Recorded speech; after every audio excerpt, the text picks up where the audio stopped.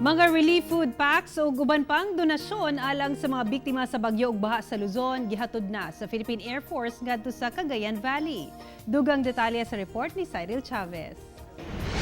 Gamit ang C-295 aircraft sa Philippine Air Force ilawom sa 4th Infantry Division Philippine Army, gibiyahe na ang mga relief food packs ug ubang gamit sama sa mga higdaanan og face mask ang gipadala alang sa mga naapektuhan sa baha sa Cagayan Valley ug bagyo sa Bicol. Among mga hinabang nagikan sa nagkadaiyang LGU ug private sector sa Northern Mindanao ug Caraga Region.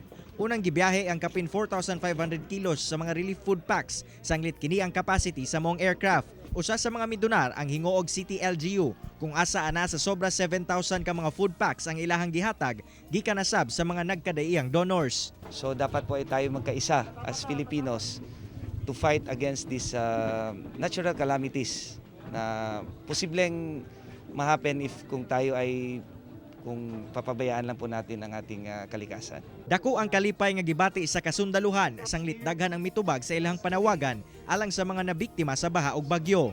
Ilang gipasalig nga mahatod ang tanang donasyon.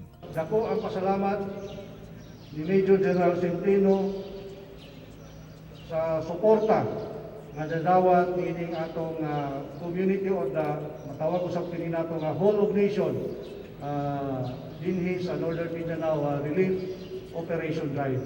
Padayon gihapong nagadawat ang kasundaluhan og mga donasyon, kinahanglan lamang i-coordinate sa nagkadayang LGU aron hapsay ang pagproseso. Kauban si James Yap sa kamera. Ako si Cyril Chavez para sa One Mindanao.